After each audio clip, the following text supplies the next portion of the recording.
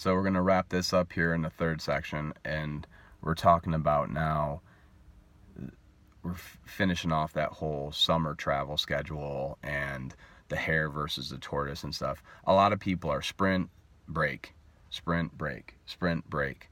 The story is long, okay? People talk about it's a marathon. But like the Tour de France, there's different stages of this marathon. And there's parts that are a sprint, just like in the Tour de France. There's parts that are longer and more grueling. There's parts that are more of a steep incline. There's parts that are more flat. There's some parts that are a little bit downhill. So there's little sections of everything. And the journey is long. You need to be really focused on where the goal is, where the end is, or where the next end is, because that big goal also has to have smaller goals, just like those stages. And you might lose a stage, but better prepare yourself for winning in the end. And you can enjoy the process and the journey along the way. And the more you're paying attention and the better your habits get, the better you get, and give yourself an opportunity to improve and give yourself a chance to be in a position to win at the end. Because you're not going to be the best at every stage. You know, there's going to be the things that you do well, and there's going to be the things that you do okay. Or you can look at like the CrossFit Games or something. So far, you know, there's been a few great champions on the men's and women's side. One of the things that's important to know, though, I mean, if you look at Matthew Fraser, he last year, I think he did the best that anybody's ever done. And even, he didn't win every event. He wasn't even close to winning every event. He did better than anybody else had ever done in the past, and he's absolutely phenomenal. And he's passionate about what he does, and he puts himself in an environment to surround himself with other champions who are motivated, who thrive off each other's energy, and he has fun while he's doing it. He's doing hard work, and he's doing it consistently and often. He focuses on recovery. He's looking to enrich his life. He's looking to become more than he was yesterday, and enjoying the process along the way. But there's many, many events, and there's different stages for the championships, and so it's a long process. But you know, he takes it moment by moment and lives in those moments and does a good job of knowing his strengths, knowing his weaknesses, and just having fun along the way and getting better at things. And there's a reason why having a PR is useful. It's useful because it sets a mark so that you know where you need to get past. And we have PRs in not just in your training and your lifting, but you have PRs in life. You know, I bet you had a PR day sometime, you know, in the last few months. And if you haven't, that's a little sad and troubling. But you might have a PR day for learning. You might have a PR day for getting something done at home. You might have a PR day for like a short window of time. What did you get done before lunch? What did you get done before 9 a.m.? Not everything has to be a race, but it's good to set some things out there to challenge yourself. There are some people who, like I heard, like I told you the other day on a podcast, that'll tell you that, well, I just like to do. Okay, well, when you wake up, you have belief system, you have values, you have whatever that guides you in life. And so those things that guide you create situations where you live in, and you do end up having goals, even if you don't want to state that you have goals.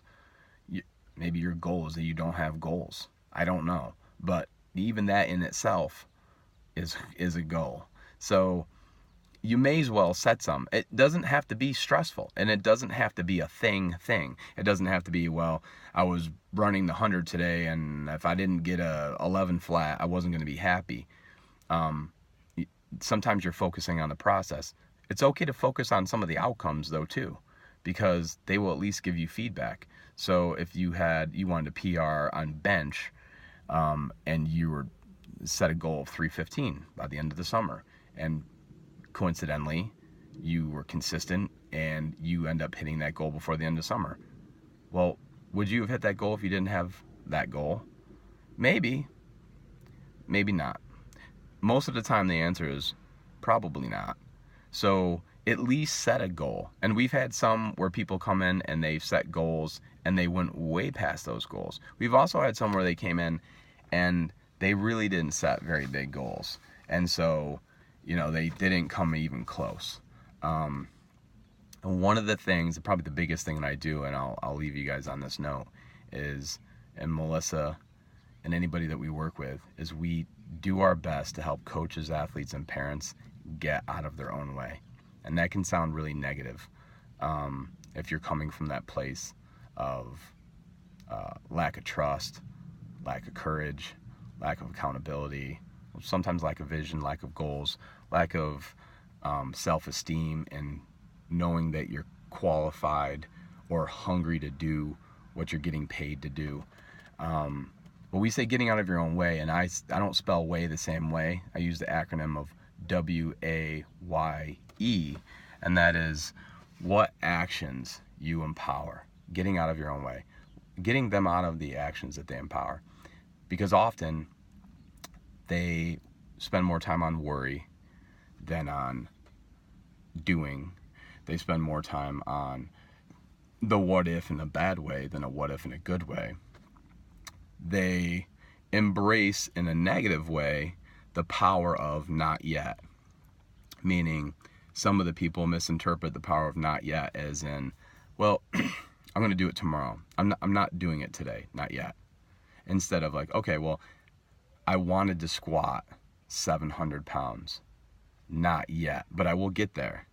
That not yet is empowering.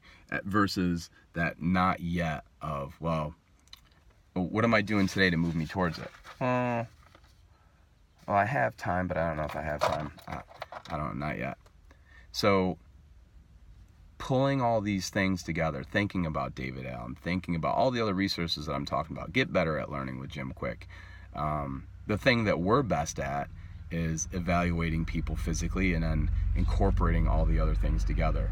I was excited that my son just got excited about Tony, about one of the things that Virginia he heard was doing next year for wrestling, and he was all pumped up about it. And the funny thing is, it's something that we've done our entire life through our coaching.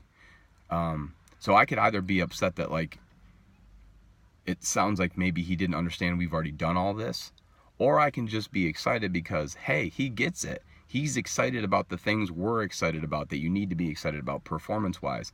So from a victim or a selfish or a lack of self-esteem place or space, I could look at that and say, wow, I can't believe he didn't, he wasn't aware that this is something that we did. Or I can come from a place where I can say like, yeah, he gets it. Like he was listening. He was paying attention to stuff. He has been asking himself good questions. He's empowering. He's embracing the opportunities that lie in front of him and the blessings that he has upon himself, and he's grateful for that stuff because it was coming from a place of gratitude. He was very excited that University of Virginia was deciding to do something, and or it sounded like they were, and it was something very, very big that will be massively impactful on their team.